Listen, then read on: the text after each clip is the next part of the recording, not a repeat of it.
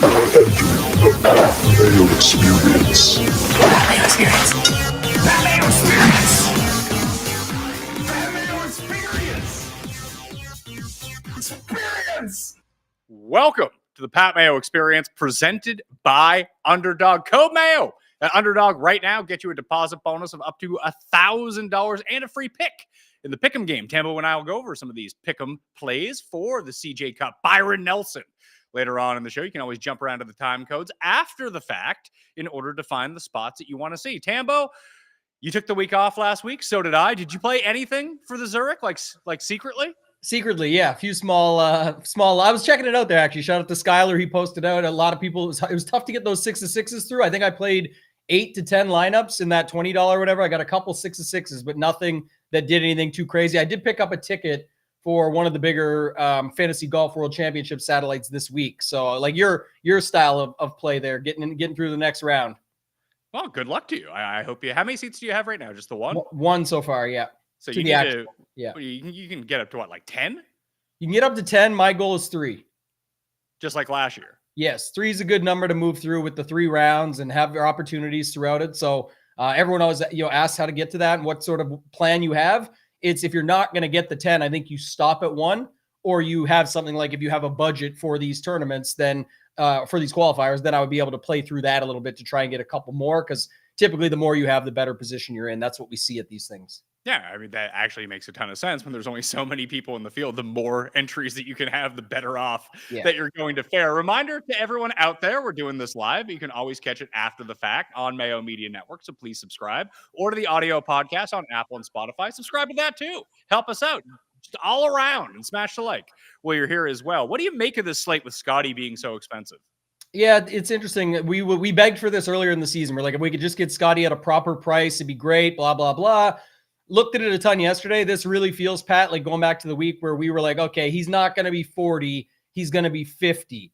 And then for ownership. And then when we also got to the actual slate locking, he was over 60. There's just so many options to pair him with, and the field is not very strong. So, there is some guys, we'll talk about it, but it looks like a prime spot for Scotty to get his first win this season.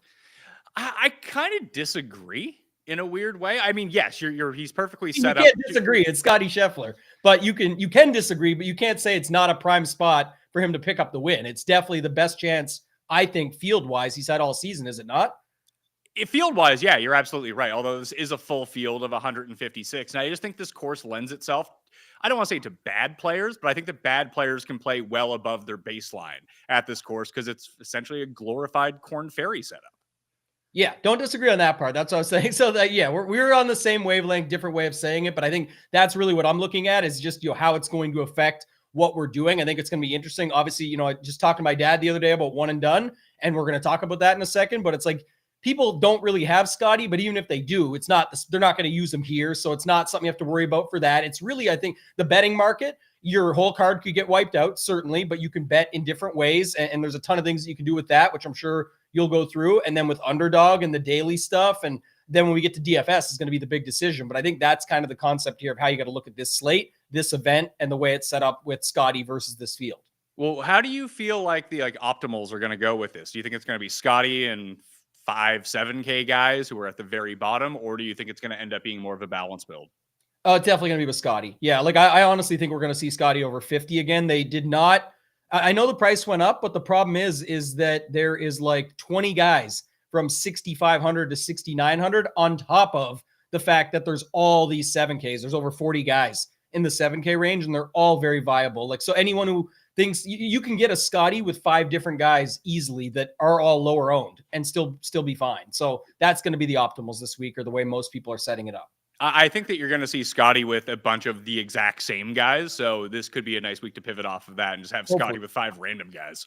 Yeah, I would like that. Hopefully that's the case. It's just there is so many randoms that, like, if you're a Chan Kim guy, if you're a Celinda guy, a Hodges guy, there's so many guys in these ranges that I think Scotty with like Taylor Moore could be popular, and we'll talk about that when we get there. But then after that, you'll still have 4 spots open. So it feels like that kind of week here. You think Taylor Moore is going to be that popular? He's showing up as the highest owned in the 7K range right now. Yeah. Really? More than Valimaki? Yeah, I mean, you're gonna always see Valimaki because that's your guy, and people follow that. But I still have more higher than him. Yeah, right now. I think that's a bad idea. I think people should use Valimaki over Taylor Moore. He's cheaper too. Lots of guys that you could use, I think, over Taylor Moore. It's just a projections thing, and if it is, I don't know if you think it's gonna be a lazy week or not. Like usually, I'm trying to peg that, but it just does feel like a lot of people that are going to go with their projections are going to end up on Taylor Moore and then even higher in the higher dollar, smaller field stuff. I think it is going to be an incredibly lazy week. I'm even seeing, maybe it's because I took the week off, and then people take the week off from your show. They're not quickly to come back, but just even numbers across the board. There's very little interest in this tournament. I think the people are burnt out from the Masters. Like there was a little bit of carryover to the Heritage because we had a good Masters, and you take the week off, and then you're into this tournament where it's Scotty Scheffler, Jordan Spieth, and a bunch of jabronis in the field. And then next week you have an elevated event, and there's an alternate event along with it. Then there's a major. That I just think that when we start thinking about it in those terms, that people, we took the week off last week content wise to give ourselves a reset. I think a lot of people are just taking 2 weeks for themselves to do a reset. Yeah, I like that call. The reset is nice. I definitely will thank the PGA Tour for that. I looked it up yesterday, by the way, for those wondering. The Zurich Classic is here to stay until at least 2030 with the deal that they have. And obviously the PGA Tour not looking to lose any more sponsors. So I think they're going to be very happy with that and have it move forward. The team event is what it is, but some people love it. The diehards are involved. Did you have any take on this, Pat? We brushed it yesterday, but didn't go all the way in. But UFC used to be super popular for the pay-per-views, and then that was it. Everybody paid for the pay-per-view every month. We're talking GSP days back in the day, Randy Couture, all those guys. Then they got into like having too many events, and it went like people weren't in on it for a little while. Like, well, this is BS. I'm not paying for every event and this, that, and the other. But then they kind of curbed it now and fixed it. What do you think about comparing that to the PGA Tour with like how some people think these signature events actually kind of ruined the setup on top? Like everyone knows the major is going to be popular no matter what. What's your thoughts on that stuff? I agree to a point that the signature events took anything away. I think Paul's actually the better person to ask about that. He can't hear what your question was. When the UFC started having too many cards and having a card every single week outside of just the pay-per-views, did it kind of kill the UFC a little bit? I would say 100%. Yeah. Like it's just the big cards feel more special now, but week to week you're like, oh my god. Yeah. And I think that the difference between golf Tambo and UFC and that is UFC wasn't structured that way, and golf has always been structured this way.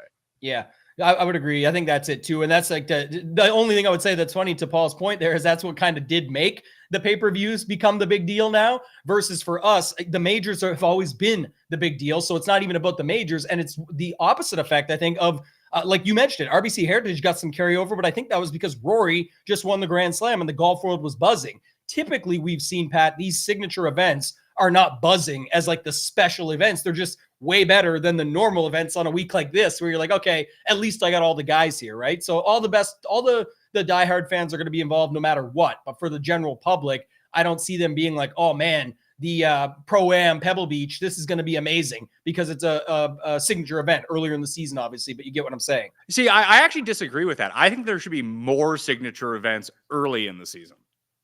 Or backloading them, like to have them front loading them, having them earlier on versus late because we've already got the majors to look forward to. Exactly. Like once you get it, like once the Masters starts, I don't really see the point of signature events. Yeah. I guess it's to like say we've got these guys together for another big week. But yeah, to your point, that could be the way that it does it because people are taking these lulls no matter what in the quote unquote off weeks of we're talking content and people that are degenning every slate no matter what and betting and one and done and underdog and all these factors. But in general, I think there is just a bit of a fatigue when it comes to the golf viewer at home. It's like, I don't even know what's going on anymore. I'll just wait till the PGA Championship. We'll see what happens. For sure. And then when you said the Zurich Classic is extended through 2030, yeah, that doesn't necessarily mean it has to be a team event all those times. Hopefully you're right, Pat. Hopefully the Zurich Classic becomes a match play event. We can get back to that because I missed the match. Or take a page out of Liv's book. I really like the end of the one thing I think Liv does really well. Not the DraftKings pricing this week. Have you seen that? I did. I just missed something Rick posted about fat fingering, but what happened? I missed it. Bubba Watson's the most expensive guy. Bryson's like the third least expensive guy. Like, it's just a complete. I wouldn't be shocked if they just took down all the contests and just refunded it. I mean, I don't know how many people are like waiting in line to sign up for Live Korea in order to play on DraftKings, but the pricing just doesn't make sense. Yeah, that's bad. They must have. The bees got messed up on the Bubba versus Bryson for sure, if that's what happened. But it's not just them. It's like a bunch of people. Okay. What were you saying about the Page Out of Lives book? What are you thinking? So I think if you're going to go with the team event, you can have the best of both worlds in a weird way, that you shrink the field for the Zurich, make the teams slightly bigger, and then do match play every day. Because the finals for Live, when they go through it, I mean, it's one of the tournaments. I get Live all confused, but during their playoffs, it's like a 2v2 match play event with like one team versus another. And then there's like 2 solo rounds, and it's like the best of 3 ends up winning. That's how your team ends up advancing on. That I think that would be a more fun format, that you had teams of 4, but you still get to see match play. You see some doubles, you see some singles, and then you can still, I mean, if you do it over 4 days, you do a double round one of the days, you could still have like 100 and something people in it. I think that's just more compelling.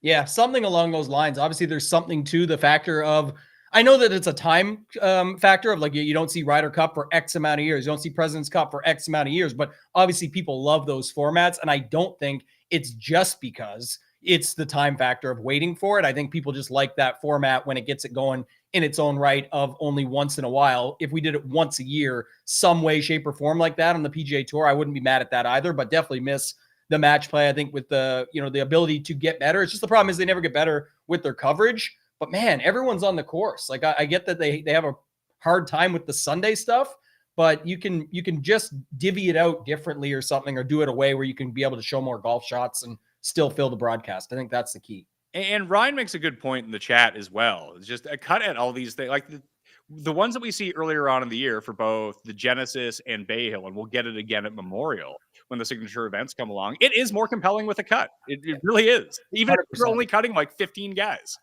Just cut them. That's the key. And that's why it was like, I don't know what they are exactly now, but if it'd be better if it was like 100 and you cut it down to like 75 or 50 or 60 or pick a number, but at least then you still have a cut, something to make it worthwhile. If that's what they're, that's what the game of golf is, right? Is playing for that. And that's that's sort of the way it is. You want that to happen. We want to see that as fans. So I really wish that was the case as well. Let's talk about the weather at TPC Craig Ranch. I am using the McKinney, Texas wind finder right now. And if you just take a look at it, as we were talking about pre-show, that if you just take a general look at the forecast, everything looks pretty fine. But if you take a look at the super forecast, Thursday looks incredibly easy. There's no wind. It's super hot and dry. It's going to be fantastic. Although there is rain in the forecast on Wednesday. So that might even be a bigger boost to Thursday, that if the conditions play a little bit softer, guys are just going to go pin seeking on Thursday. But then when you click over to Friday, it looks like an absolute travesty. Yeah, and the funny thing is, like, since just pre-show to now, Friday's already moved. So this is going to be classic weather that we get when we come out here. But this is something you're going to have to keep an eye on, because even like was going to make a couple cases for certain things, and you just made the case for the rain overnight leading into Thursday. But Thursday, like you said, has stayed calm throughout. Friday is just a shit show of the winds and the gusts and everything moving around, rain showing up in some spots and not others, the temperature change. Like, I don't know. It's going to be really tricky to kind of figure that out. But anytime you want to wave stack, you could do so. And this would be an event for sure. I would consider that, not for weather, even just wave stacking in general, I think is an opportunity here, because you'll get naturally different that way, just from some of the guys we talked about earlier even. You can get naturally different, and you might just luck into a really good weather wave. Yeah, well, let's say example, again, we're not getting too far ahead of ourselves, but like the Scotty goes out in the afternoon, as do many up there, but both Taylor Moore and Valimaki play the morning.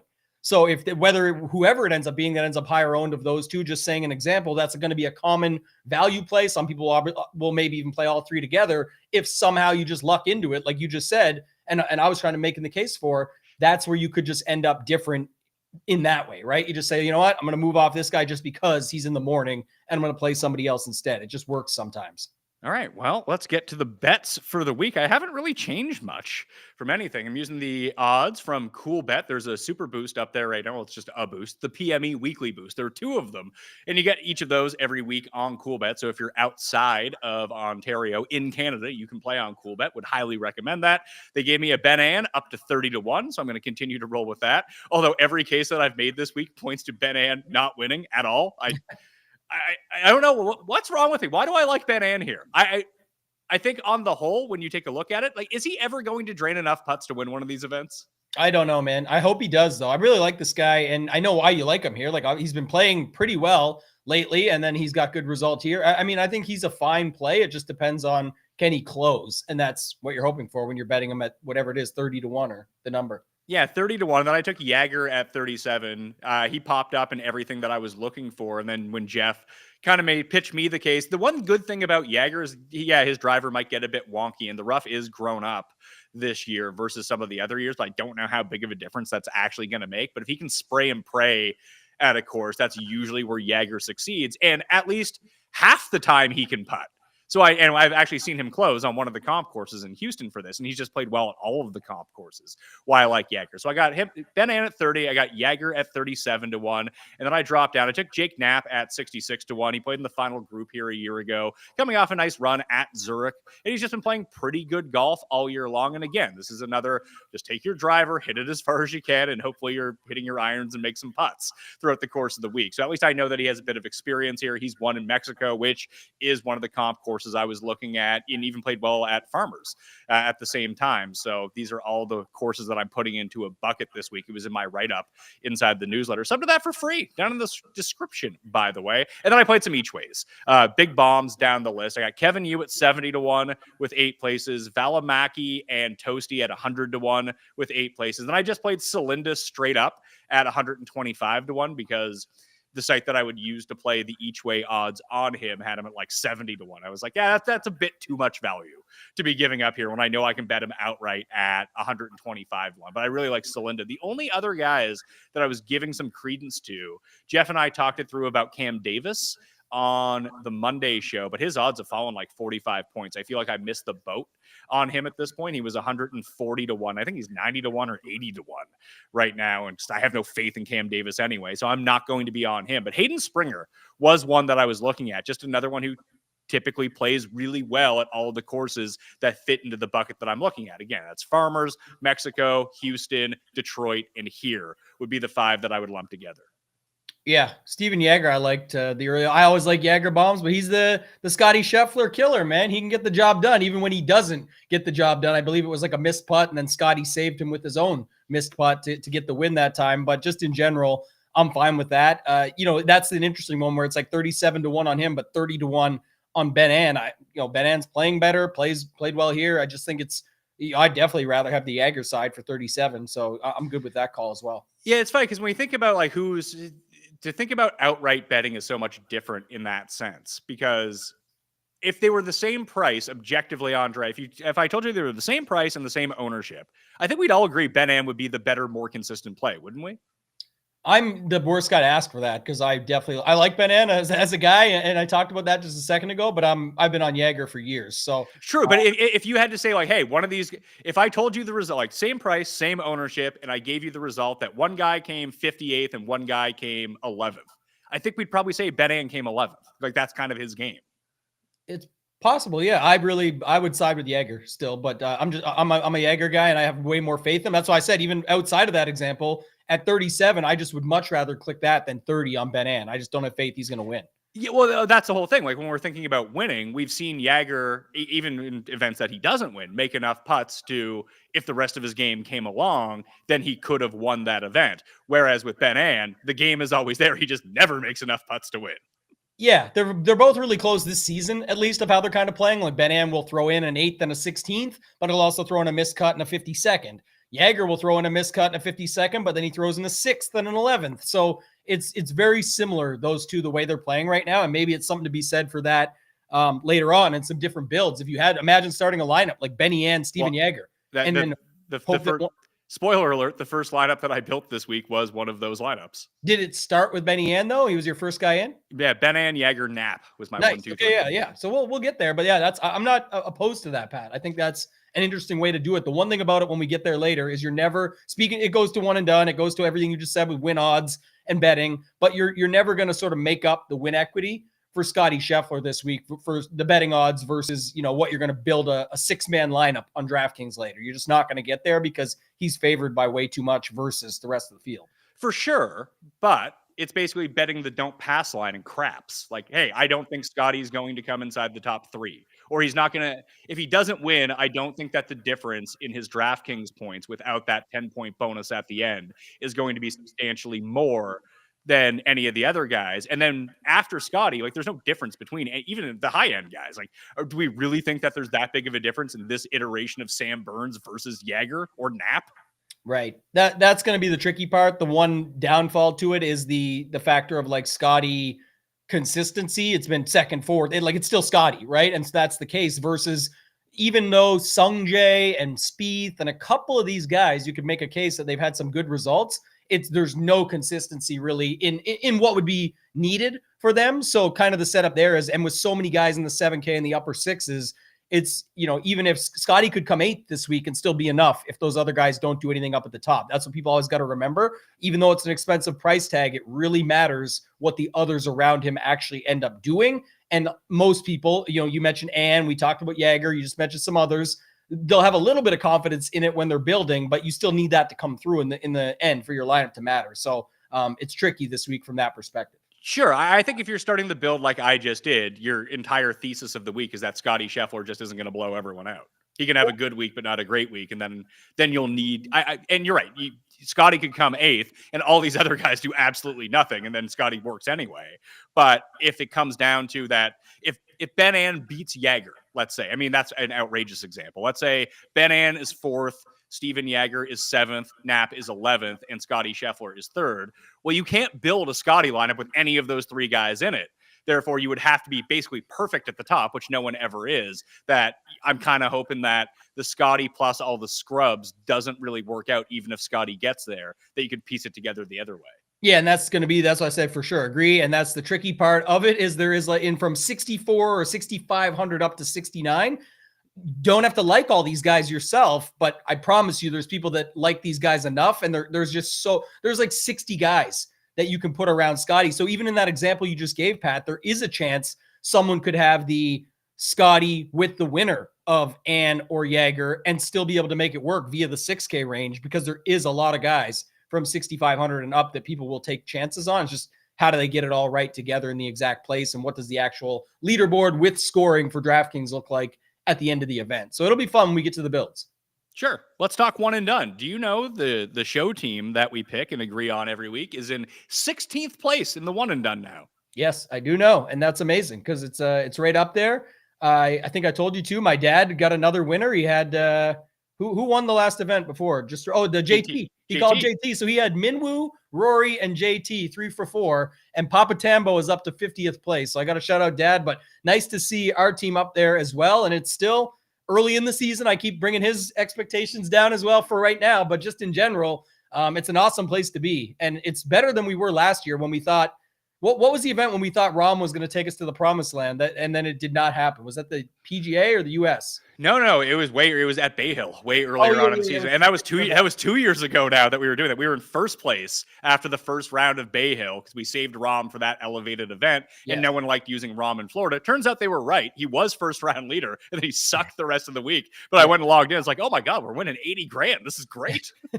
Yeah, that's the key. So I also, got to give the expectations to people out there, including my dad, of like, he's like almost happy that he's guaranteed in his mind right now. He's not guaranteeing anything, but I'm saying like, at least 13th still pays good. I'm like, man, you got to aim for first. Like, just keep playing the game and get after the 100K. I know it's baby steps, but just saying in general, there's a lot of time left that we can get the job done. What do you think about if someone is just way back right now, Pat? What's sort of are you just taking guys completely off the wall, or is there still time with all the majors and signature events we have left? there's still time. Just look at what you're dead. He hit 3 winners in 4 weeks, and it vaulted. He was probably in like last, and now he's in 50th. He was in very bad shape. Yeah, I think he was like 2100th or 2500th or something like that, and then he moved all the way up there. So that makes sense as well. I don't mind going crazy in tournaments like this if you want to really try to catch up, because these tournaments don't mean anything. Signature events mean everything. Majors mean everything. That's where all of the money is. So the winner this week is as good as what, 3rd place in a major or a signature event.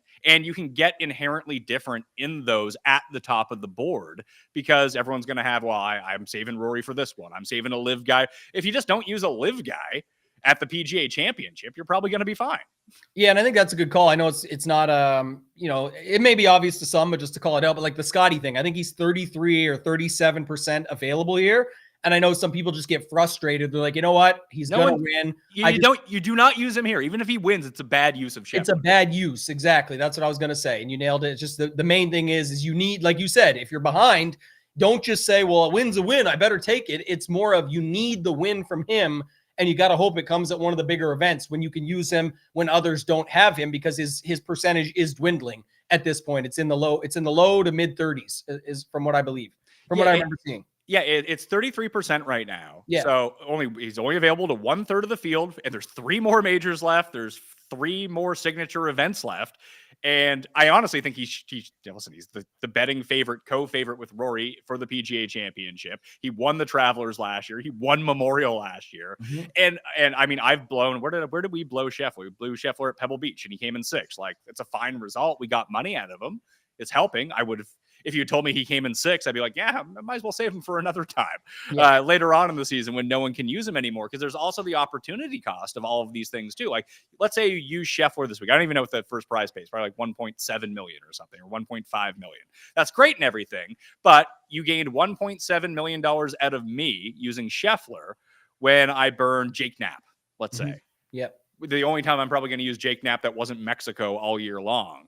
If you use him at the PGA Championship and he wins, not only do you win $4.5 million or $4 million, whatever it might be, I'm not burning Jake Knapp there. I burn Xander, or I burn Justin Thomas, or Rory if I haven't used, whoever it might be.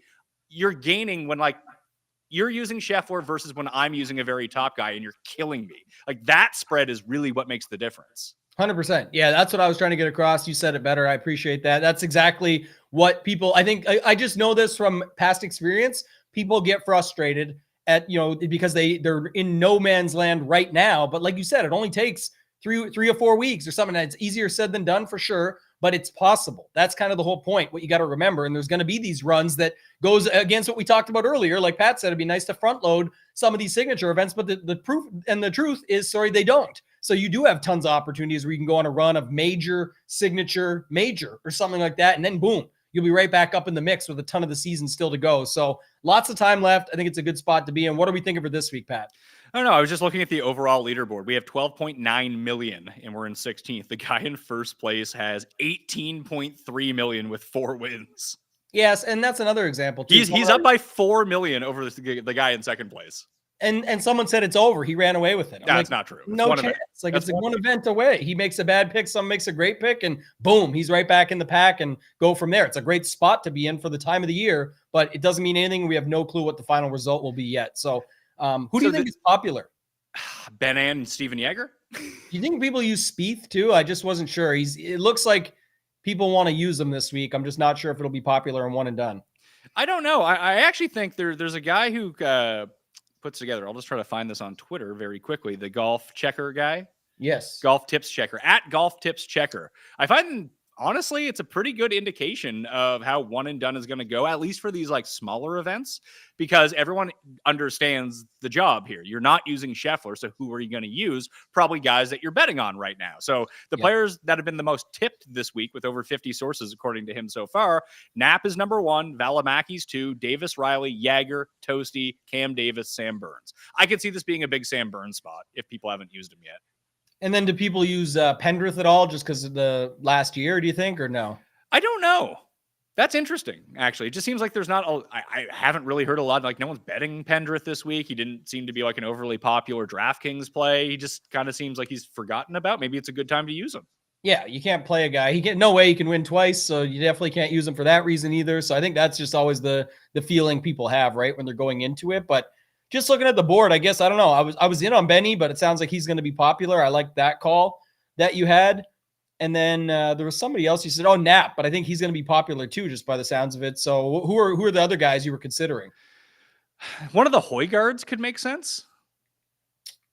Just because Yeah, they have that. I know that they have that upside, but they might miss the cut. But I don't think the missed cut is the end of the world here. it's not. Nothing is the end of the world here. That's kind of the point. So I like that call. But I guess that would be another strategy piece for one and done, just a quick one. But like, you said, if I'm using Jake Knapp and other people are using somebody else, but then if Jake Knapp becomes the popular guy, not that it matters too much, because where else are you using them, so on and so forth. But also, do you want to go with the pack on this, or is it better just to take a shot when almost nothing matters, to our point? Yes, you want the money, but will you get it, or does it really matter in the long term? It's to be determined. Sung Jae was a guy that stood out. Sung Jae plays a lot of these dinky tournaments though. That I don't. It's not that I don't care that he missed the cut in Korea last week. It's just that he played in Korea last week, and now he's coming back over. Felt like the Masters. How many shots did they show of him? He came 5th at the Masters. I think we saw 2 shots from him. Well, that was the thing about the Rory situation, is like Xander finished 8th, Sung Jae finished 5th. Not that these are amazing finishes. The 5th, is really nice for Sung Jae. Xander, I know people are wanting him to do more after winning 2 majors last year, but just of note, that was the coverage though, right? Like you just weren't getting anything else, and fine. We got Rory winning the Grand Slam. I get it. But, in general, with the day where Bryson had a really bad day in that group, and then not much else was going on until, once it started to play out, I guess it was interesting that you just didn't get to see any of those guys. And Sung Jae was firmly in the mix for a top 5 finish, not in the mix to win or anything. I'm good with using Pendrith. Yeah, I guess I would be fine with that as just like go back to the well thing. I just think most think he won't win twice, and that's fine. That's not really. Hey, we saw KH Lee go back to back at this course at triple-digit odds both times. Yeah, that was my sarcasm earlier. Exactly. It's like anything can happen. It's golf, and obviously the course fits them, suits them. I think this is fine. So I'd be good with that if you want to roll with Pendrith here and take a shot. We're obviously not really saving him for anywhere else, so wouldn't mind that at all. Yeah, let's see. Yeah, we have Pendrith available to us, so that's always nice. Yeah, like that. Kevin Yu is someone that I always like. He's sort of like Bush League Ben An. His tee to green is just so good all of the time, and he legitimately cannot putt. I like that call. And when we get to, I don't know, we'll see how he picks up steam in daily fantasy later, but I think he's definitely a good option there also. Well, he's tough. A lot of it's going. I can't even use him on my other 2 teams. I was going to be like, yeah, I'll use Pendrith on this one. I'll use Kevin Yu. I've used him already on the other teams. Yeah, Jaeger bombs in the chat people are talking about. So I don't know. Like I feel like the Pendrith one is fine for a way just to waste a guy and get a little bit different. I'm not sure that it's because we're saving the other guys. The only thing about the Højgaard thing was it's hard to pick. I don't know if you would want Rasmus or Nikolai, but they could pull the Novak right off the 2nd place finish and then come back the next week and get a W. Is that a possibility here? It is. And I think if we're just comparing overall upside and talent in this field, like they're the prime type of guys to do well, I think. Like they're both not playing as well as their baseline talent, at least in my opinion. That's how I have them evaluated as golfers, that they're just down. But I do see them as PGA Tour winners. Whereas some of these other guys, maybe Ben Griffin will get a solo win. Like these guys are better than Ben Griffin. Yeah. They might not be better than Ben Griffin this week, but they are better players. Yeah, it's just going to be some recency bias on the Ben Griffin stuff, obviously, but I think you're right. And I like that call. So I don't know. It's up to you. I'd be good with Pendrith or one of the Højgaards, but Pendrith might be the way to go. Just run it and see what happens. Yeah, let's just run Pendrith, see how it goes. If he ends up winning the Canadian Open or Detroit, then we're screwed. But taking Taylor Pendrith so highly was like the basis of some of my underdog ideas, because I'm in the redraft or the best ball albatross right now. Code Mayo and Underdog, by the way, to get yourself into those. And we'll be going through some plays here in a second. But this is sort of the hinge week for me. I loaded up on the Byron Nelson to make sure I tried to ensure that I had 6 guys, Michael Kim WDing and Keith Mitchell WDing kind of threw a wrench into that for me, because I loaded up on them assuming that they would play. And now they're not. So I think I have at least 3 guys or 4 guys in all of them. I took a look at some teams. They have 0 guys playing this week. Yeah, that'd be tricky. But Keith Mitchell definitely ruined some things for some people this week, even though maybe did he really? But yeah, he WD'd. Hey, listen, even if he had 2 rounds, he was probably going to make 9 or 10 birdies regardless. That is true. It's not many pars out there for him. No, and that's all that matters in these best ball redrafts. And then we go into next week, and it's an elevated event, and everyone's playing anyway. So that's where we're at. Let's jump over to Underdog. I actually put it up on the screen for us to look at here. Do you have any sort of leans for Underdog? There is a boost in the lobby right now, at least for me. Let's see. Yeah, we can apply a discount here. Oh, I can throw a discount on any golfers. No, it's all basketball players. Screw that. I don't want to start messing around. I don't like doing that. Do you? No. Like if it's a, I think that's where people make mistakes. Yeah, if it's a free pick, that's fine. Like I want to say a discounted Jokic is probably going to go over his number, but I don't know. I'm not watching the playoffs. Well, it's also just it's like you said, people are just starting to throw stuff. It's like when people are parlaying everything up together, right? On a bet. Oh, let me put this golfer with this win in basketball and this win in hockey playoff. Like it's just they're putting it all together, and then one goes bad. No shit, you don't even pay attention to that sport. You just wanted to boost your odds. So agree on that. I think if you want, like, what about the first round stuff with if there is the overnight rain and then those guys coming out on Thursday morning? Do you think there's any value there to attack, or does it look like it's already baked in? I don't know if it's baked in or not, because we're seeing birdies are better. Like they're inflated for sure. Like you can see Sungjae 5.5 birdies are better, but it's juiced up to 1.11. Same as Scotty 6.5, Spieth's 5.5. If you play the higher on those, you are getting some extra, leverage on it. And if it's going to be, the thing is it going to be lift, clean, and replace? Is the rain going to be so bad today that when they get out there, it's a bit muddy? Because if that's the case, if it's lift, clean, and replace, guys might hold back a little bit off the tee, and hitting fairways is exactly what you want, because then you can pick your ball up, clean it off, and put as much spin on it as you want. Yeah, I think we could target that still though, and just be willing to eat the like we're getting some benefit actually, because the numbers juiced up on the birdies, right? For the over under or for the higher lower. So I think I'd be fine with it. Like even the 5.5s that some might shy away from, this course is pretty easy. And if that's the case and we get that, I think you could easily find 6 birdies plus in a round, especially for these quote unquote superstars. So I'd be fine with taking some of those, Pat, if you think. All right. Well, let me look at it this way. I'm going to hop over to fantasynational.com and I'm going to use code Mayo. I mean, I've already used code Mayo. You can use code Mayo too to get yourself that 20% off. And I'm just going to sort by fairways gained. I'm going to go 50 and just to see if there's any, wonkiness. I'm sure there probably isn't, because they're running it through whatever algorithm that they have based on previous stats. But it's just interesting to me to look at, because I find that these are the sorts of markets where you actually can get some leverage, that they might be a little bit asleep at the wheel. Those were some of the best ones that we had last year, remember? Yeah, for sure. I agree. And Timothy Dublin in the chat says almost 2 inches predicted should be lift, clean, place. We'll see. And if that's the case, I think that people scale back, not necessarily scale back off the tee, but because you're not going to get the same sort of rollout. Obviously, you'd want more carry, but if it is that wet, then you're not going to roll through fairways kind of thing. Your ball is going to stop in the fairway. So I think that there is a little bit to that when it comes to fairways hit. The problem is if we put them all higher fairways hit together, then all of a sudden we have some problems of it's like playing a same game parlay. If you keep going over, it's going to give you diminishing odds every time that you go through it. So if we could find one outlier in there to go through, that's probably the way that we'd want to do it. So to take a look at it for fairways gained, what do we got here? Spieth, Scotty. Scotty's already been juiced down. I'd go higher than 10 for Sungjae. Sungjae's like the most accurate of all the best players in this field. Yeah. What is it giving us for the odds? I can't see it. You can. It's like 50-50. Okay. Even. I guess, my takeaway was just like, again, if you still, I like attacking that, but if you expect them to be in the fairway and you expect them to be able to pin seek, then I think the birdies number being juiced is wrong and good for us, because if people shy away from it, because like, I don't know, 5.5, it's like they could make 6-7 birdies, no problem. And then we get the extra odds in our favor with guys very capable of making birdies.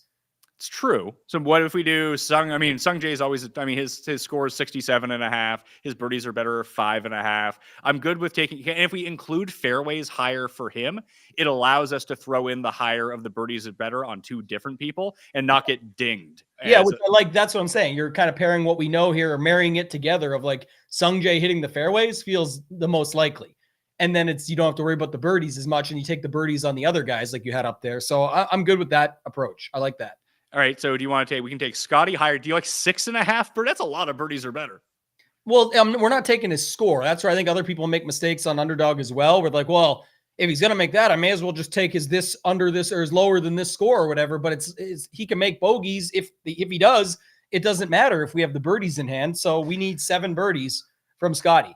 I actually, you know what? Weirdly enough, his 6.5 birdies, I actually like his 66.5 low. Actually, no, that's already. So yeah, that's actually juiced to the lower. So yeah, it makes more sense with the discrepancy in odds to take the birdies or better. And the risk factor of just what if there's a bad hole or what if there's something that happens or goes wrong, then you still have the birdies in hand if you got them throughout. It doesn't matter what his final score is. You do have that, but I would push back that there are so many eagles in play at this course that you don't get double credit for an eagle on birdies or better, where you technically would in terms of score.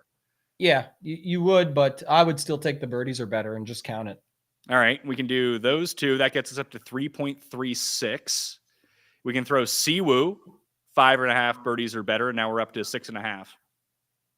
Yeah, I'm good with that one too. Is there any others? Not really. Like they don't have the problem is there's not a lot of very good players in this field. Yeah. Like you can even do something like Bo Hostler, 4.5 birdies or better. Seamus Power, 4.5 birdies or better. Oh, Matt Wallace. I want to throw on Matt Wallace. What's his? 4.5? His is 4.5. Yeah. I'll take that. I would add that one too and feel good. What's that get us to? I took Siwoo off and now we're at 5.5. I would just put Siwoo back on. I mean, we could go Siwoo. We could go Griot's 4.5. I just like that 4.5 number a little bit better. The only one I was looking at that you could go the other way, Zalatoris is 5. I don't hate the lower on that. I think we're attacking for an edge here, so I'm not taking any lowers. I would just tack on the hires. Ben and fairways hit 8.5. That seems pretty good too, actually. Or we can go 5.5. Yeah. Now we're into the point where if we add anything else, it's hurting us. Yeah. So I would stop whatever you have there, but I would say we were good on the first 3 or 4 that you had. All right. I just want to take a look at Matt Wallace for one more second here. If I take off 4.5 birdies or better and go to 68.5 strokes, this is where I think that when you start playing around with the algorithm a little bit, that if I go 4.5 birdies or better higher, actually I want to go lower on that. Oh no, it didn't make a difference. Okay. I just clicked the wrong button. I was like, oh man, this really juices it up for us. I also think too, there's something to just people messing around with that. It's like, I wouldn't say it's getting too cute. I'm just saying in the end of the day, find your edge and exploit it. And don't worry about the difference of like the 0.5 in your favor and all that. If you're playing it to exploit an edge, it's just, you should be crushing that edge. Like you're expecting it to happen. And if it happens, you win everything because of it. You don't have to have this gets me this, so I'll go this way over here. I would just hammer the edge and get after it. You've hit our limit and cannot pour them. Oh, I'm limited to $50. I'm going to have to talk to someone about that. Oh, jeez. Your token must be applied. Oh, I got to remove my token. I don't even know what token I have in play. Great.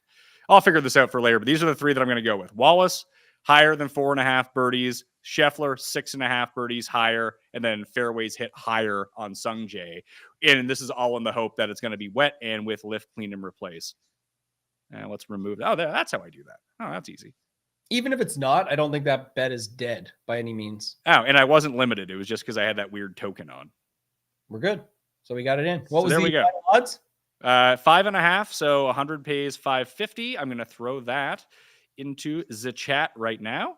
There we go. If people want to come along with us, that's how we're going to do it. But we're going to build some DraftKings lineups here in a second, talk through the weather waves in different ways that you can get different within your lineups and some contest selection right after this. Are you feeling stuck in your daily wellness routine? You're not alone on that. Our friends at Cornbread Hemp hear you. Yes, they're listening and they hear you. Their organic CBD gummies are made to help you feel better, whether it's stress, poor sleep, or just needing a moment to unwind, because Lord knows we should be taking more moments to unwind. CBD might be just what you need to level up your daily routine. Cornbread Hemp uses only the best of the hemp plant, the flower, for the purest, most potent CBD. No fillers, no junk, just full spectrum goodness. And right now, Pat Mayo Experience listeners can save 30% off your first order. Just head to cornbread.com/PatMayo and use code PatMayo at checkout. That's cornbreadhemp.com/PatMayo and use code PatMayo. Have you noticed how Pat Mayo seems a whole lot better rested recently? It's no secret. I got my old mattress, took it outside, threw it in the trash the moment my Helix mattress showed up. My wife and I took the quiz on helixsleep.com. We went through everything and we decided the firmness. We wanted the temperature, how we actually sleep. And all of a sudden, the mattress shows up, we lay down, and I'm not having a lot of the sleep problems that I've been having in the past. I just wake up 50 times a night. Not no more with my Helix mattress. I was sleeping on my side with my head underneath my pillow, and I was getting chicken wing for when I woke up, and my back and my shoulders were sore because there was a divot inside my old mattress where I've been sleeping on it so long. Now, all of that has gone. It's been such an upgrade with my Helix mattress that I'm getting full sleep, and even my Apple Watch is telling me that I'm getting a far more full sleep this time. I'm not hitting 54% on my sleep cycle anymore. Now I'm up at like 90%, even 100% some nights. So hopefully this can help you out as well. Go to helixsleep.com/Pat Mayo for the spring savings event where you're going to get 20% off site-wide. That's helixsleep.com/Pat Mayo for 20% off everything site-wide. helixsleep.com/Pat Mayo. Finding the perfect car is kind of like dating, where you swipe through a bunch of options, some look better than they actually are, and you just hope you don't settle for good enough when you deserve something great. But with CarGurus, they take the guesswork out of car buying.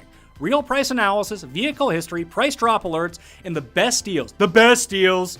No bad dates, just good cars. CarGurus will connect you with trusted dealerships when you're ready, ensuring a transparent and hassle-free buying process. With over 4 million listings, CarGurus has more car listings than any other major online automotive marketplace in the US, so you can find the best deal.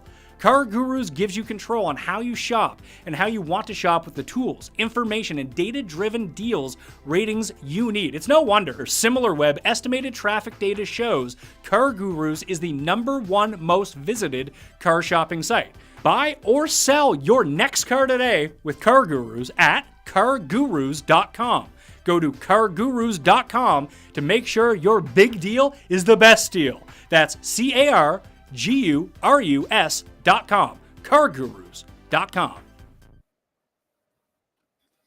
Coming back on the Pat Mayo Experience with Toe Tag and Tambo from ShipItNation.com. DraftKings lineups. I'm trying to figure out how the Scotty lineup works with him at 10-3. I think it's Scotty. You mentioned Moore, so I'll throw Moore in. Knapp at 84. Springer, Kevin Roy. Who is the popular 6K guy? Well, you missed. I thought your boy Valimaki would get in there, but let me. No, well, I mean, if you tell me that it's Moore, not Valimaki, then It's both. I'm just saying I think that Moore will come out higher, especially in the higher dollar, smaller field stuff. More people land there, but right now with you, it's the $6,900 guy that we're looking for, right? So, well, you could do this. You could get rid of Knapp and put in Valimaki. Then you still have 8,000. So it would be like Seamus Power, Harry Hall, Matt Wallace, Smalley. It's probably Kevin Yu of those guys. It'd be Scheffler, Springer, Moore, Valimaki, Kevin Roy, Kevin Yu. Unless there's someone at 72 who's pretty popular. Do you think Ryder? Actually, no, Davis Riley's there. Let's get rid of Hayden Springer and go to Davis Riley. I think that's the lineup right there. Okay, let me finish it out. So I got that. Riley. And then who am I missing here? Riley, Moore, Valimaki, Scotty, Kevin Roy, and Kevin Yu. Oh, it's you. Yeah. That looks about right. That's kind of the range I would see it land in, and that's what we talked about. You're going to get about 4 7K guys, maybe a 6K guy, and then of course you can fling it around a little bit. And one of your, Kevin Yu can be whoever you like in the 8Ks, like you just had. The example you had was Knapp with say McGreevy or something like that. That's possible. But it's just to show the differences in how you can build. But I think something like the Scotty Moore Valimaki start would be popular. So you think that Scotty's going to be well above 50%? I definitely have him over 45 right now in just my head. Yeah. And in the higher stakes, 3 max single entries, probably 65, 70? I don't know if he'll get that high, but he'll be up there for sure. So what's an what do we do here for these Scotty lineups? So how do we make this a little bit different? If this is going to be, I don't want to say consensus, but this is going to be the version of this lineup. It might not be all 5 of those players, but it's probably 3 of those 5 players. Well, I guess you'd have to think from your perspective and others as well. But like, I just think there's a ton of names you can play in that upper 6K range. So let's just say this: put Scotty, and then who are 3 guys in the 6K range that you're comfortable with there? Let's see. Let's take a look. You have McGreevy, Pierce, and Cootie is right there. Get a voice in. Yeah, we got one. We got Mullinix, Kanaya, Griot. So you mentioned Roy already, your boy. Yeah, well, I had already mentioned him. So he counts as 1. Who's 2 more? I mean, I don't even like Roy. I just felt like he was. I mean, it's not that I like or dislike Roy. It's just I think that knowing how optimizers work, he has the skill set that they like. It's no different than when Luke List used to pop in every optimizer in perpetuity solely because he did everything well besides putt, and putting is diminished. And when we think about scoring, he's a guy who scores a ton because he'll make he gives himself so many birdie opportunities, he's bound to make some putts. Mm-hmm. Yeah, you're going to want these guys, but I know certain people like their own guys down here, like Potgieter is 6,800. So people can land on him. Carson Young, Danny Walker, who else down here? Luke List at 65. Yeah, I mean, none of these guys are going to be popular. That's not what I'm saying either, just so people know. It's what we're talking about is how can you get a different Scotty Scheffler lineup? And what I was going to show is I'm just going to put Roy, McGreevy, and Potgieter as an example. They're all 68 or 6,900. Look, there's 7 guys just at 7K flat or something. So these guys could all be the same thing. They just don't want to put 12 guys at 7K flat. But when you land on this one, Pat, now you can get Kevin Yu and Rio. For example. Okay, hold on for a second. So you said you put in Roy, who and who? I just used the upper range of Roy, McGreevy, and Potgieter. Potgieter's cuss one and done. Yeah, there you go. So put those guys in. There's, you can argue it. People can say whatever they want. There's not a ton of difference between those and the guys in the lower 7K range. And then now you can do whatever you want. You went and plugged in Celinda. Although you could go Toasty and Tom Kim, I think works. Toasty, Tom Kim, Toasty, Will Zalatoris. Right. But if you liked Knapp. Yeah, you go Knapp, Hoey, Knapp, Eckroat, Knapp, Thorbjornsen. All those guys become in play. Yeah. I think Knapp, Hoey, for example. So it projects very close to what we said was the original Scotty optimal. And it doesn't matter because they're all just median projection. And the point is, this is going to be way more different than the other. You have one 7K guy. Most Scotty lineups will have 3 or more 7K guys in it because they can easily move Knapp to a 7K guy and then move up all those 6K guys. But the realistic thing here is those 6K guys could all be the ones that are needed versus the low 7s or mid 7s. That's the whole point. It's just Scotty and whatever other guys you put with them. So there's a ton of different variations, but that would certainly be one that's different.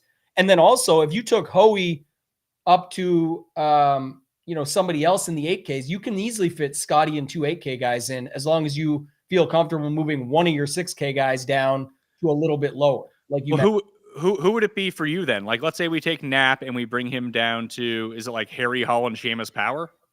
Harry Hall and Eric Cole? Like that doesn't. Well, no, I was taking Hoey up, and I'm taking for me, let's just say I'm not in on Kevin Roy. I could see McGreevy and Potgieter get there. I could go to something like Harry Hall with Knapp, and then I have 6,600 for somebody. And there's whoever you want to go to. Ben Coles, let's say, a guy I play sometimes. Ben Cole's a guy who couldn't get it up and down to beat Pendrith last year at this course. There you go. Exactly. So Denny Walker. Denny McCarthy, if we get him here. But Danny Walker is another example. That's just my point. Do I know if they're right or good? No. But is that build fine? Absolutely. And then, you've got Scotty, Hall, Knapp. Whatever you think of those guys is up to you. But after that, it's not that much different when you get to the bottom. So that's the way that you can sort of separate.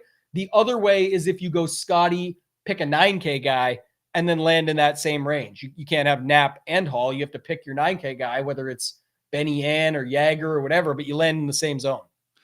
What if we played Norm Zong, the big panda? I sorted by the past 12 rounds, and I just went to the model that I built for Craig Ranch, and he is by far the best of these bottom guys. Like, it's not even close. He WD'd last week, the Windhorse. Why is that? I don't know. I thought he went to he WD'd from the week Zurich. Before, or was it last week? I forget what he did. I mean, I was away, so I kind of forget, but I think he went to go play on Corn Ferry. A couple guys did that this week too. Well, that was like a situation of people just don't follow well enough. So it's funny seeing the comments of Blades Brown.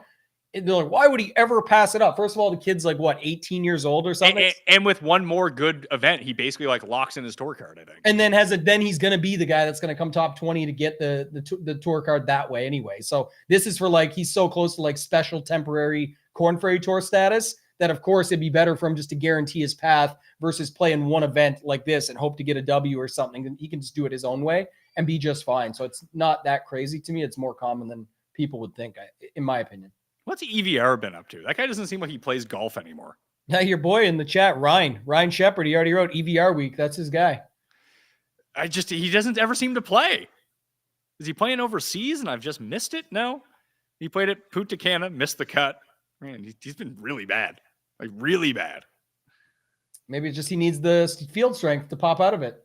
And this is doing wonders for him. I guess that's true. It's not like he's been playing in crazier fields, so that's the setup there. Yeah, I'm trying to find the guy at the bottom who's any good. Maybe it is. I mean, Hoey's not even that cheap. I think I like Wallace more than I like Hoey this week. This is really interesting because I can't figure out, besides Norm, who just rates out well, I can't think of anyone else who's actually any good. You know who played good last week was Rosenmuller, Thomas. I feel like that Rosenmuller, I feel like Sky is probably all over this guy. Yeah, this is it actually reminds me of Rookie of the Year. Remember that movie? Oh yeah, Rosenberger, or whatever his name was, the broken arm. His name was, yeah, that guy. They call him up to the big leagues this week and throw him in your lineup. So get a little Rosenmuller in there. There was another one, the chat. I think they just mentioned it, but how much is Nico this week? Nico's 72. That's a good price for Nico. He can score. He can, but he's been pretty bad. If you put Nico in there, you can get like Ben Griffin and Celinda mixed in. Here's the problem. Like he has results that are there, but they're so putting related. Like he's been so bad off the tee. And this is one of the few courses where you kind of need to have driving and approach to go along with it. It's going to be hard to overcome terrible driving because driving's so important to eagle some of these holes, which are most definitely available. Yeah. And that is, more of a conversation around like, picking the names and picking the plays. I think for me, the biggest thing, especially when we're currently on Scotty Scheffler lineups, is how do we get different with those? And it is more of a, I called it earlier in the season, Pat. I talked about like a Yahtzee Scheffler.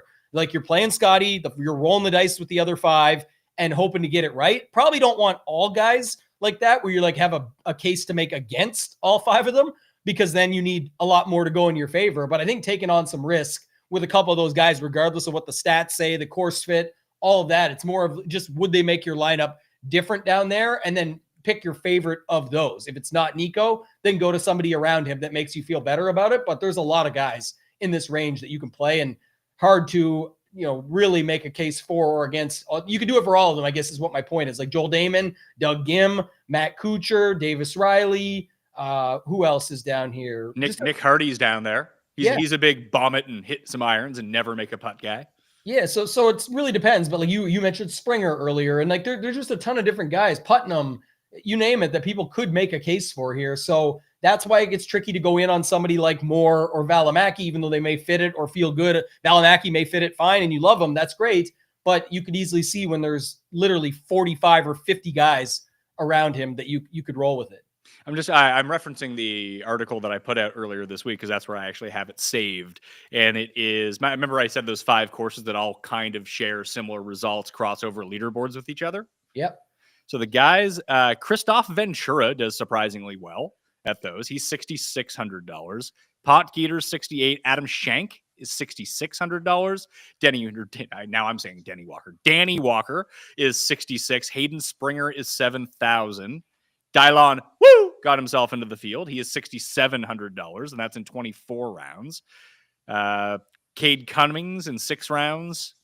Chesson Hadley, and that's probably from ages ago, considering he basically doesn't play on tour anymore. Those are sort of the names that pop up that have been good from the cheap range of all of these guys.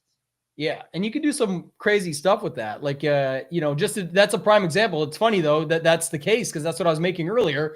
Let's say you're not as comfortable with, like, who do you like better, Ventura or Schenk?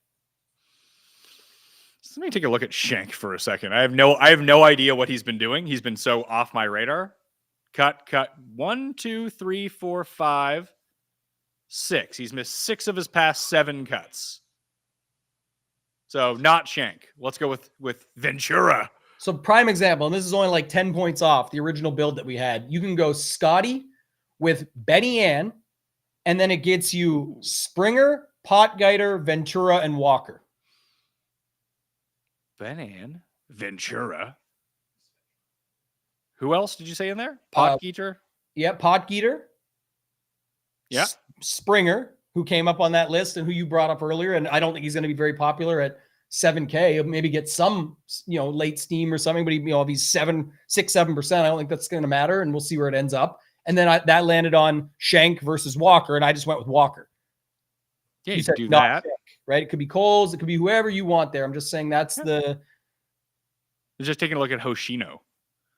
Hoshino was good in the European Tour. So I'm not surprised that he's not good on PGA, but he was just T26 at Corrales. That's not terrible. Yeah, and like if we start doing it, like, do you like this sort of lineup? Like, do you think this is markedly different than the other Scheffler lineups that we built to start with that had 5 lows? I mean, structurally it's different, but do you feel better about this lineup? Do you feel worse or completely indifferent? I guess better, and only because of the same reason I might feel completely indifferent is that, like I said, once you're going with Scotty, you just need to get 5 guys around him that aren't the same as everybody else. And the way to do it for me is not just to get guys that are different, because that's easy. There's so many options that you can pivot to and go to lower ownership and all of that. It's all about roster construction. It's very clear that people are building with at least 3 or 4 7K guys with Scotty, and most of them are just getting to an 8K guy. We just found a way to get to a 10K guy. Just take Potgieter down to Luke List, and now all of a sudden Ben Ann is Sungjae. Yeah, and I had another version that was close off your original one. The guy Luke List is there. Yeah, same thing. It's not that far off, Pat. You got a ton of low-owned guys. You got 3 guys in that lineup that are going to be under 5%. So even this is the other thing. When Scotty gets to 45 plus, let's say, you're still fine. You have 3 guys under 5%, under 3% maybe, like Coles, Walker. I don't know, who did you have in that line? You didn't have Coles, right? You had I had Walker, Springer, List, and Ventura. Right. So Ventura, Walker, and List should all be under 3% in my opinion. So and if we just, let's say we do it like this, and I use Sungjae instead of Ben Ann. Although Scotty might be, let's say, 50% owned, and Sungjae, what do you have on Sungjae? Anyway, like 15%, if that? 15 to 18, I think, just because it'll be Spieth and Sungjae, I think, that pick it up more than those 9K guys. The 9K range is easy to skip this week for most people, just because outside of maybe Benny Ann or something there, it's not going to be ideal unless they're building AM PM lineups, which makes it interesting if you went that route, because you could just fit 3 of those guys into your AM. Additionally, even if IM is, let's say IM gets up to 20% all of a sudden, fewer than 1% of lineups will have Scotty with IM. Yes. Yeah. So that's what I'm saying. Exactly. So it's just, do I think it's better? Kind of, because it's different. But the reason I'm indifferent on is because it's a sense of, it's once you go Scotty, you just got to kind of know what the roster construction is. Trying to pick and choose, it's almost better to have like an optimizer work in your favor for you and just make sure it's giving you lineups that give you good projection. Not really for the projection as much as it's so you're not completely off the board on plays and picks, but mainly giving you lineups that play for the style of tournament that you're in, right? You want to be able to have, for a large field tournament, high leverage points within the lineup. When you have Ventura, Walker, and List, and Scotty with another 5-figure guy and M in that last lineup we just did, you are going to be just naturally different in that way, and it still comes out clean on the board. It looks fine. So let's pivot to the other way. No Scotty. Let's build that way. So you said you had a version already you liked, and what was it? It was Ann. It was all the guys. It was all the guys that I bet this week. It was Ann, Jagger, Knapp, you, Celinda, Valimaki. And it all fits. Let's see. It's $0 left over. Curious how it projects. So it's you, Celinda, Valimaki. You, Celinda 75, and Valimaki is 72 or 73. He's 73. I got it up there now. Okay. Yeah. So that's about 12 points, 13 points off the original that we had. And again, nice build. It's a non-Scotty. It's, you're not going to be able to make up much, but if it's going to be, made cut equity, all these different factors, like maybe you can pick it up there. The tricky part, like I said earlier, is usually, Pat, when you're going away from a guy with the win equity of Scotty Scheffler, you're like, well, if I can't make up the win equity, at least it's a cut event. I'll make it up via made cut equity because maybe all those Scotties are 5 of 6s. And then I pick it up that way, which would be true. But when you have 70 guys that are playable between 6,400 and 7,900 alone, I don't know if you're going to be able to pick that up either, because if it is Scotty that's needed, somebody's going to have the comment, or if it's the guys around him that aren't needed, and it is Scotty that does just fine for his score or scores well against the guys around him too, it could be a 4th place, 5th place finish and still be needed, or still be in the winning lineups because there still is a ton of good options to pair around him. Somebody's just going to have it, right? There's going to be enough combinations of it, enough options. Sure, but I don't think that you should actively fade lineups like this because you might get beat. I get beat anyway. I can play Scotty Scheffler and lose too. 100%. And I think that's one thing I talk about too all the time. And again, people think it's only it's where the weather wave stuff gets so confused, because weather wave advantage versus just a wave advantage. But also, Pat, when I talk about building in sets, that's the key for this. If I want to build 150 lineups this week and I want Scotty in, let's say 100 of them, I'm willing to play 50 without him. Let's just use this as my portfolio. I think there's something to be said for building my 100 Scotty lineups as its own set to make sure I get those lineups in as many ways as I can and how I want them to look specifically. And then I can focus on my 50 non-Scotty lineups to see how I want those. And I build out 2 sets that way. And there could be mini sets within the sets. Maybe within the 100 Scotty lineups, there's 20 lineups where I'm going all PM/AM with Scotty because he's a PM guy, and so on and so forth. But that's something I think is big for weeks like this as well, where you can find yourself with different roster constructions that still play well for the style of tournament that you're in. So if you don't see Scotty in a lineup, how do you think that the popular version of that lineup looks? Is it Spieth Jaeger? Is it Spieth him? Like, what do you think it goes to? Probably Spieth or Spieth Jaeger, something like that. All right, so we throw in Spieth, and we'll just take out the guys that I had thrown in. It gives you 75 left. Yeah. Spieth Jaeger. Same type of zone as those Scotty builds. It's like kind of the whole point this week is, so this is the tricky, Pat, and talked about this yesterday with Hoop. Spieth and Jaeger is just an example. And it wasn't this exact 2v2, but Spieth and Jaeger is what, 30,200 remaining? Yeah. So what happens when you take them out and go Scotty with that same number? What is it? Scotty and, I don't know. Scotty and Davis? Nope. Scotty and like Luke List, maybe? Is it Scotty Springer, for example? No, that's not even enough to make it up. Scotty and Danny Walker almost. I think it's Scotty and a 65. Yeah. So that's going to be the tricky, because Jaeger and Spieth kind of look better when you're comparing that 2v2.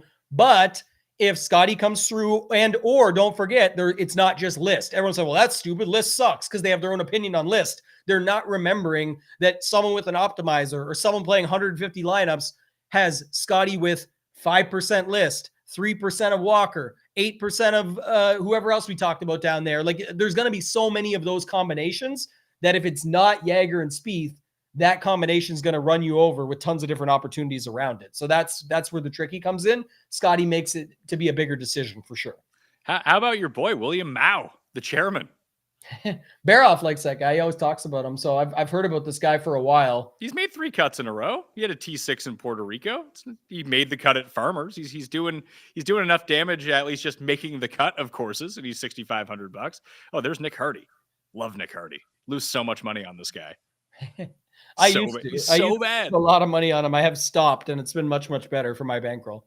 Yeah, I can see how that could work out. But we're still talking about these balanced builds. So do you want to build a Spieth Sungjae? I mean, there's no real difference. Like, if we talk through it, like Spieth Sungjae, like we mentioned. Yeah. Spieth Sungjae gives you the same as Scheffler Springer. So the lineups look exactly the same. It's just they have Spieth and Sungjae in them and not Scotty and Springer. Yeah, I think there's I guess it's like the pockets that you talk about that would interest me more, of like the 8K range outside of what? Maybe Knapp and Bridgman? I think Hisatune will get some love. Yeah, I agree. So maybe those 3 of like Bridgman, Knapp, Rio. I think the low 8Ks is left untouched. Like, if you had Power and Harry Hall with Jordan Spieth, you end up with 7,800, for example. So you're not in the same range. You go a 6K guy and get Rio in there too. You could do a bunch of different things when you go away from Spieth with a 9K guy or Spieth with another guy up top. I'm just trying to finagle this and see if it works. Maybe I'll go Toasty. I mean, I love Valimaki. I'll just play Valimaki. Screw it. And that gives me 85. That gets me to Knapp. And if I take out Rasmus, I'm back up at 9,000. I do like Mac Hughes this week. And I think that he's just being overlooked because his price seems super ridiculous. But I think this is a good course for him. He's another guy that if he we think about Mac Hughes in so many different ways, and it really depends on which version of Mac Hughes ends up showing up. That is he the short game specialist who makes every 55-foot putt and can't hit an iron to save his life. Well, that guy's not very good, but he's weirdly like a spray and pray guy as well. He's terrible off the tee, but he actually hits it a lot longer than I think that people think. That if you can get away with it off the tee, the tee to green has been excellent over his past 3 starts, and he's not putting like you would normally expect Mac Hughes to putt. That everything is lining up with the rest of his game. He's just not putting like normal. If he putts like normal, like he could win this event. So if I can try to figure it out that way, I can build a lineup that is like Pendrith, Mac Hughes, Jake Knapp with Kevin Yu, Matt Wallace, and Valimaki. Like that's where I need to find $100 somewhere is the problem. Maybe it's taking Pendrith down from 96 to 95, or just going Pendrith, Jagger. Are people playing Siwoo? Doesn't feel like it now, but you never know. With the guy like him, it's a little bit polarizing, but I just don't know how they can get to everybody here. And Siwoo falls in that sort of middle range where it seems like people like Jagger and Ann and you know, Pendrith and those guys at least to get clicked. It'll get spread out there though, so you can do it. So let's say Jagger's the best guy in this lineup. It's probably not a very good lineup, but it's very balanced. 2 9Ks and 8K, and then 3 7Ks, but 2 high 7Ks. Jagger, Hughes, Knapp, Valimaki, Wallace, Kevin Yu. These are the sorts of lineups that I actually like this week because I think, again, I'm playing it the other way of Scotty of, hey, I think that there's a lot of volatility. I think bad players can be good here and guys can really overperform their baseline. And I have Jagger and Mac Hughes and Jake Knapp, 3 guys that I think that could actually win this tournament under those circumstances. And then that mitigates anything Scotty could really do if I have the winner in a non-Scotty lineup. Yeah, especially if it's Jagger or Hughes, 2 guys that just almost can't.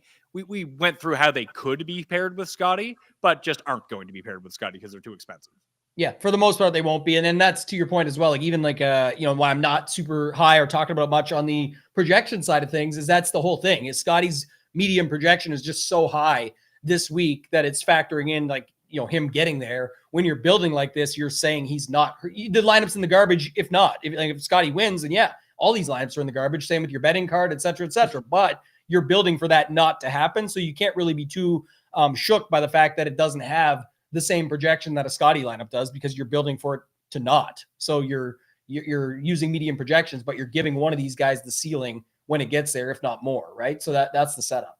All right. So do you want to build a few wave stacks or at least just talk about how the waves seem to be shaping out? Because it's going to be pretty difficult. It didn't seem like we were able to identify which wave was better. And I don't think that necessarily matters. Because again, it's just a way that you can get different. But if I take a look at the very top of the board, as you mentioned, PM, AM. So guys starting in the afternoon on Thursday and the morning on Friday. You got Scotty, Spieth, Sungjae, Burns. So the top 4 guys are all PM guys. So is Pendrith, so is Siwoo. And so is Tom Kim, so is Ryan Gerard, so is Jake Knapp. So if we want to do it like the other way, you would end up with Ben An, Jagger. So those Ben and Jagger lineups, like pairing those 2 together, at least wave-wise, works out really well. Then you have Mac Hughes, Ben Griffin, Zalatoris, Bridgman, Hisatune, Harry Hall, and then you're just into like the scrubs that you were doing it with. So maybe we can try it that way. You take Ben An, Steven Jagger, and Mac Hughes, 3 guys that I like. Is there a way to make a lineup with them, do you think? Oh, for sure. Yeah. I mean, your guy, just keep in mind, you can also put, I think Kevin Yu is in the morning, and that still leaves you 7,000. So then it would just be a decision of, Springer is in the morning, and then who do you like at 7 to 7,100? I guess. So the other guys that you could go with in this, from the ones that we talked about in the mid 7,000 tier, you have of guys we like. So Kevin Yu does fall into that bucket. He's in the morning. So is Rico Hoey. So is Eckroat, who does have a second place finish at this course. Don't forget that. Like he used to be good. He's just not good now.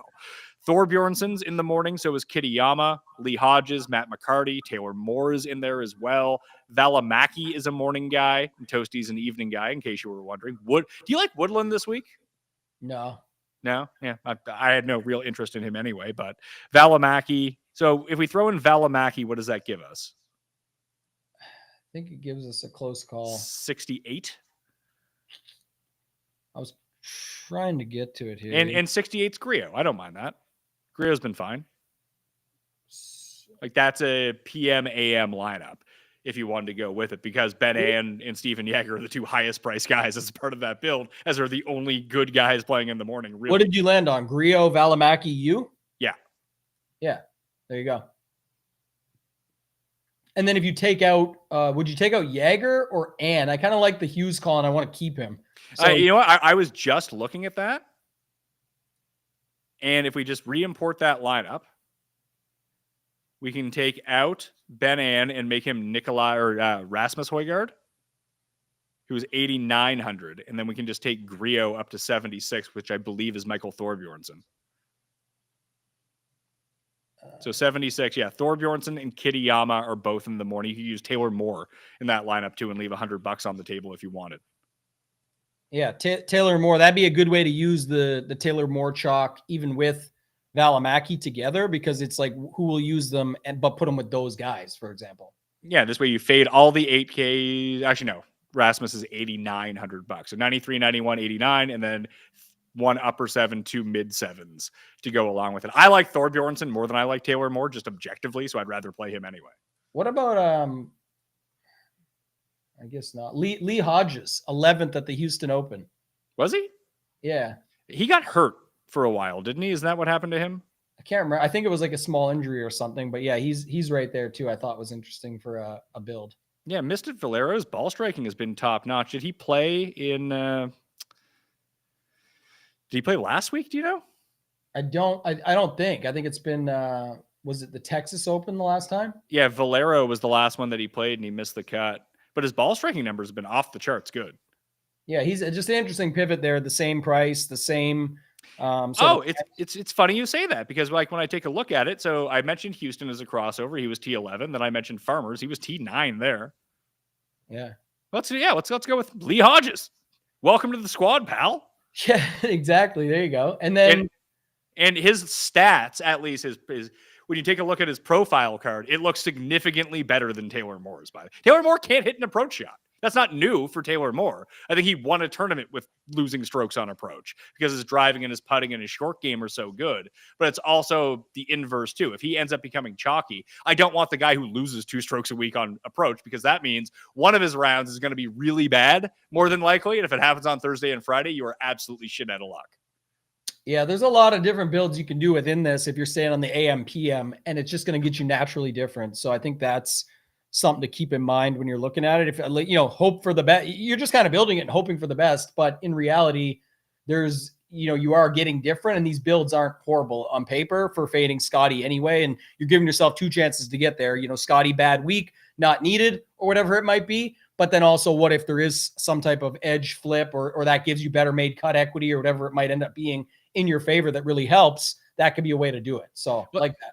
Let's build one Scotty PM only lineup. And if anyone has a question about this week, load them into the chat while you smash the like button to the episode right now. And we'll get to those in rapid fire format towards the end here. So Scheffler is PM. We're unlikely to be able to put him with any of the guys that we like at the top, who are also all of the PM guys. I think Toasty fits into this perfectly, as he's $7,300. I like another guy there too. Your boy, 4chan Kim. He's another guy that you would pivot off that whole range of who everybody else is on and be able just to plug him in. So I like that. Okay, we'll throw in Toasty and Chan Kim. Now we have 2 afternoon guys. Although Chan Kim goes out more than 2 hours earlier than Toasty, which is kind of funny to think. Toasty's like the last guy on the course. Yeah, I think like he's only out like half hour before Scotty though. So same range. No, Toasty is No, I'm talking about Kim versus Scotty. You're talking about him versus Toasty. Yes. So I'm saying it's fine still to me that, you're not going to get everybody exactly at that late 2:00 time. What about? I think Rosner's a guy we can chuck into this lineup. Like, he has the right stats. He still makes cuts. Dude just can't putt to save his life, but he continues to see the weekends. And I think he has a lot of scoring upside on a course like this. Okay. And he's in the PM. What I was going to say was, what about your boy Salinda? Well, I kind of liked him too. And we talked about him and he fits in there also. Yeah. So we'll throw in Salinda and that gives us $7,700. So it lands you in like no man's land, because that's another interesting thing. 7,500 outside of Salinda. up to 7,800, only Sam Stevens. So maybe it's a sign, Pat. We got to play one Sam Stevens lineup because it leaves 100 and he's in there, but he's the only guy. Everybody else goes out AM, PM from that entire range. Now, he's another guy that we like that has played well at the comp courses that I like, at least. But now I want to finagle it to get the ultimate finish here because we've mentioned this guy's name. And Danny Walker and Matt Wallace go in for Rosner and Stevens. That's a nice lineup. Let me see here. Whoever you like at 6,600 can make that work, by the way, because Ben Coles, Hoshino, Shank. So you say it's Rosner is out for what? Why do you like Danny Walker so much? No, I said we mentioned him and we both fumbled his name at 6,600. There's Shank there. There's Hoshino. There's what about Panda? What's he at? Coles. Norman. Is Norman? Yeah, Norman's a PM guy. We can throw him in there. What does that do for us? Let me see. Throw in Norm. Big Norm instead of Walker. We got $8,200. Is Nikolai Højgaard in the afternoon wave? He is in the afternoon wave. I like Matt Wallace a little bit better, but we throw in Højgaard. You go Norm Højgaard, or you could go Walker, Matt Wallace if you wanted to. Yeah, I like the Wallace version, but I think the other thing that this is a prime example, you can just play Wallace instead of Højgaard and just leave it. But yeah, I like those builds. I mean, I can just play all three of those lineups. Makes it pretty easy. When we did all these 1v1s and stuff like that too, it's like that's kind of the setup. The chat's talking about Joel Damon, who gave away the win, unfortunately, at Corrales, and then Eric Cole, and then Matty Schmidt hits bombs and makes birdies. Matty Schmidt's actually not a bad shout for this tournament. When was the last time Eric Cole? Maybe I'm just not paying attention enough, and I feel like it being my job, I would be paying attention. When was the last time Eric Cole did anything? For Eric Cole, I think what people are referencing is before the set. He's been doing like 18th, 26th, 15th, 12th. He's been playing fairly decent. He's back a little bit. Oh, see, he's been out of sight, out of mind for me. Like once he became so overwhelmingly popular amongst the community that I just kind of gave up on him. Like, I don't need to play this guy. It worked out perfect for those that did that because he definitely kind of sucked for a while. So you could just get off that train and feel pretty good about it. So Cole fits that build too, by the way. Actually, you can just play him instead of Højgaard and boom, you got it. Yeah, maybe I will end up back on Cole's hole. Who knows? He was 23rd here 2 years ago and lost strokes putting. What was the other? Is there anybody else down there with big old Panda Norm? John Pack. Oh, our guy, John Pack. Studs. He's a stud. He double stud, actually. $6,200. Eighth in approach over the past 8 rounds in this field. John Pack. Is he afternoon guy? He is an afternoon guy. Wow. He's made 4 of 5 cuts, including Houston and Mexico. Actually, he's made the cut at 3 of the comp courses. He just putted so horribly and chipped so horribly in all of these. He just comes like 61st. That gets us. I don't know what that gets us. It's like there's not much. That's the thing. You know, if you're playing that wave, it's just Cole versus Højgaard is basically what it comes down to for that last choice. Yeah, let's see here. You get $400 on the table. You can upgrade Wallace. Was there no one at 78? Is like Olesen or Smalley a PM guy? Smalley is. So we can take out Celinda and put in Smalley. So it's Scheffler, Wallace, Smalley, Chan Kim, Toasty, John Pack. Oh, nice. And you use the double 7,900s with Toasty and Chan Kim. That's solid. These are already naturally different, but they're just even. So this would be the point, Pat, is when you're building a Scotty with 4 7K guys, it's nicer to do it when you're playing with guys that are all under 10% and all fit a wave as well, just as a maybe added bonus. Like you just never know, right? But that's just the setup I'd be looking at. All right, well, let's jump in. Didn't Coles miss a 2-foot putt to lose last year? I thought he chunked his chip to lose last year. Maybe he missed the putt too, but I think he had the chance to win, chunk the chip on the 72nd hole. And maybe he did miss a really short putt too. I just remember the chunk chip was like, man, that's what I do. Taylor Pender's time. That's what it was, man. The guy's an up and coming star now. Let's see. Yeah, Matt says in the chat, don't mind Damon, Eric Cole this week. We kind of went over that. Matty Schmidt, you brought him up. Don't hate him at all. We're doing this earlier than we normally do. I think people are kind of out there on the time, but we'll always have just put some questions into the comment section afterwards. Maybe you'll check it out. Maybe I'll check it out. How did I haven't got back and watched the show that you guys released last week, the Ship It Nation strategy show. But Jared said it was really good.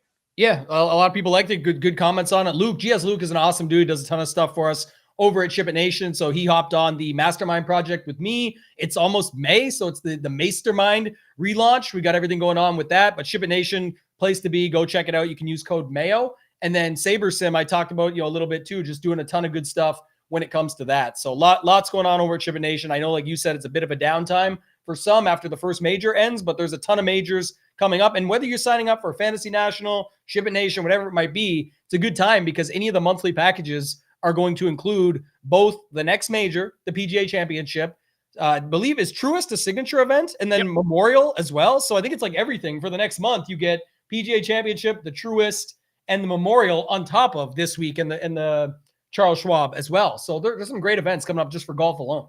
Yeah, the best. So there's two best times to get monthly packages if you want to test anything out.